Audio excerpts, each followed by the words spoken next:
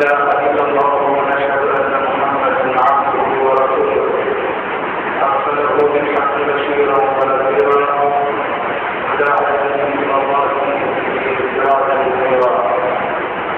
أما بعد فإن خير الحديث كتاب الله وخير الهدى هدى محمد صلى الله عليه وسلم وشر الأمور محدثاتها وكل محدثة بدعة وكل بدعة ضلالة وكل ضلالة في النار.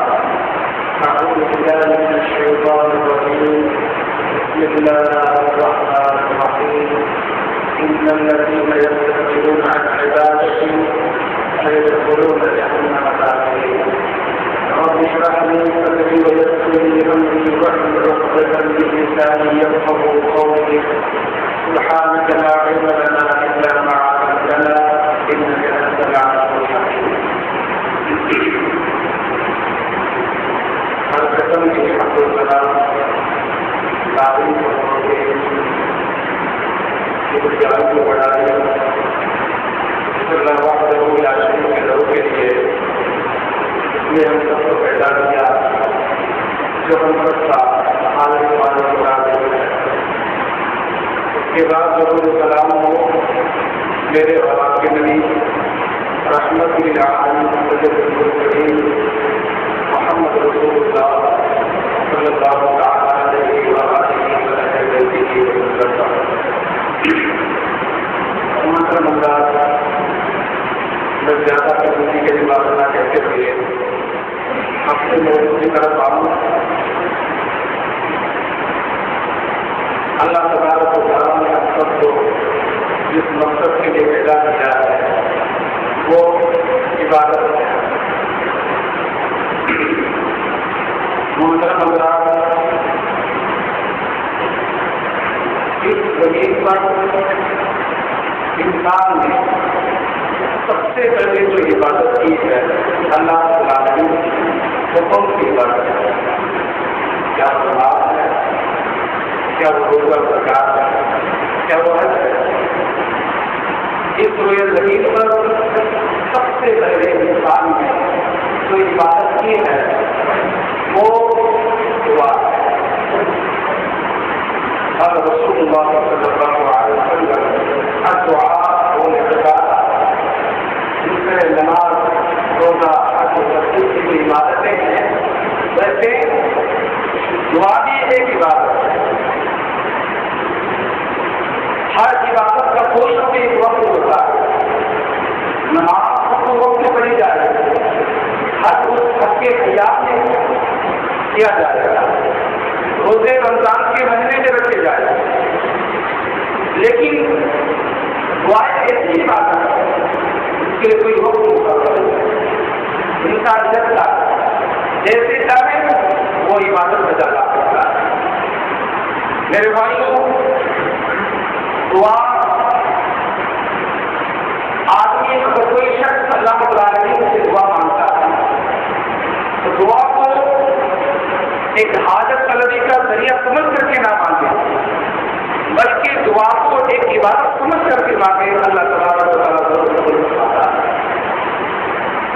یہ جو دعا ہے یہ دعا آپ دیکھیں گے رسول اللہ صلی اللہ علیہ وسلم دعا مقبول عبادت، دعا عبادت کا مقصد ہوتا ہے. نماز آپ لے لیں، پوری نماز دعاؤں سے گھیری ہوئی ہے. مسجد میں داخل ہونے سے لے کر کے آپ نے حکومت نماز پڑھی، آپ نے سلام پھیرا وہاں کی دعا، آپ مسجد سے باہر جا رہے وہاں کی دعا. حج کو جانے والے حضرات جانتے ہیں کہ جن لوگوں نے حج کیا ہے کہ کس چیز جگہ پر کون کون سی دعائیں پڑھی جاتی ہیں تو پورا حج ہے دعاؤں سے گھیرا ہوا ہے.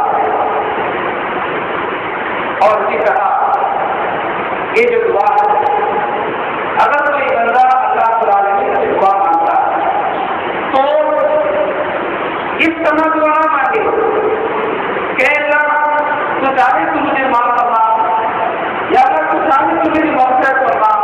اس طرح نہیں، اللہ کے رسول اس طرح دعا مانگنے سے منع فرمایا. اللہ کے رسول صلی اللہ علیہ وسلم کہتے ہیں کہ تم بالکل امید کے ساتھ کہ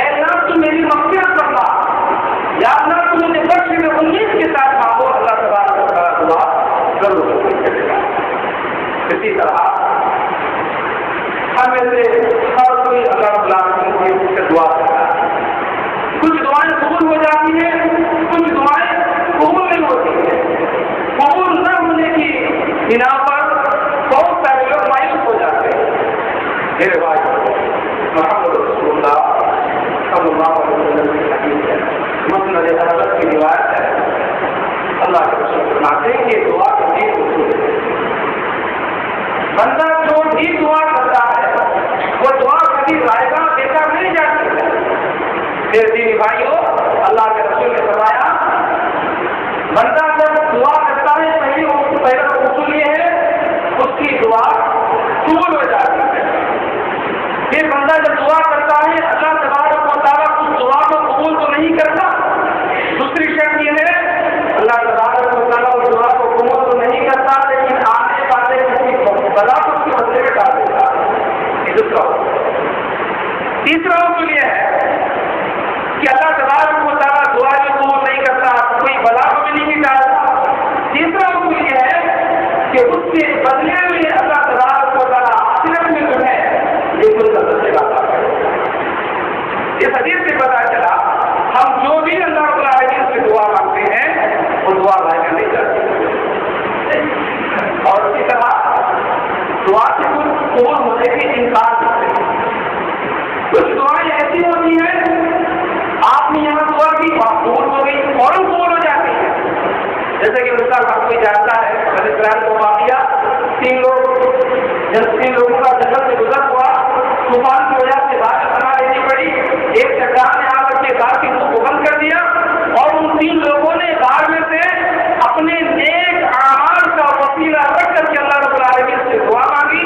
یہاں دعا قبول کرتے ہیں کہ اللہ رب العالمین دعا قبول کرتے ہوئے اس چٹان کو غار سے کوئی دعائیں فوراً قبول جاتی ہے.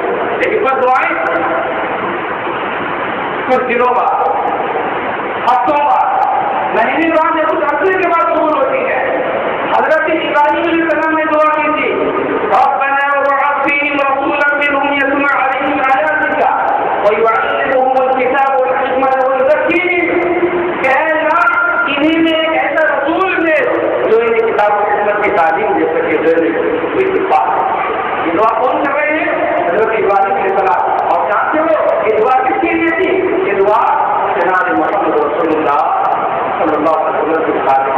دعا کب کی جا رہی ہے اور دعا کب قبول ہو رہی ہے. بتانے کا مقصد یہ ہے کہ کوئی بھی انسان جب اللہ تبارک و تعالیٰ سے دعا مانگتا ہے تو کبھی نا امید نہ ہو. اللہ تبارک و تعالیٰ سے مانگو, اللہ ضرور قبول کرتا. صحابہ کرام اللہ کے رسول کے طرف کے پاس آتے تھے. آپ سلامت کے زبانی کبھی دعاؤں کی مقدمے میں آ کرتے تھے اور کبھی کبھی اللہ کے رسول کچھ لوگوں کے صحابہ کو دعا کیا. ایک مرتبہ صحابہ کرام کا مجموعہ تھا. اللہ کے رسول نے کہا کہ قیامت کے دن 70,000 ایسے لوگ ہوں گے جو بغیر حساب و کتاب کے جنت میں جائیں گے. یہ کہنا تھا. حضرت عثمان رضی اللہ تعالیٰ عنہ اور کھڑے ہوئے اللہ کے رسول آپ دعا کیجیے کہ میں نکل کے ہو جاؤں. اللہ کے رسول نے فرمایا وَأَنَّ مِنْهُمْ أَنْتُمْ يُؤْمِنُونَ. صحابہ کرام نے زبان دعاؤں کی منتظر نہ آ سکتے اور کبھی اللہ کے رسول صحابہ کرام کو خوش ہوتا دے کر کے دعا کیا. حضرت سعد بن معاذ رضی اللہ تعالیٰ عنہ کے جنازے پر اللہ کے رسول نے کبھی دعا فرمائی. بخاری شریف کی حدیث ہے سعد بن معاذ رضی اللہ تعالیٰ عنہ بڑے جلیل القدر صحابہ, جب ان کا انتقال ہوا بخاری کی حدیث ہے ذکر سکہ العرش اللہ رب العالمین کا حرکت میں آ گیا. بڑے جلیل القدر صحابہ. میرے بھائی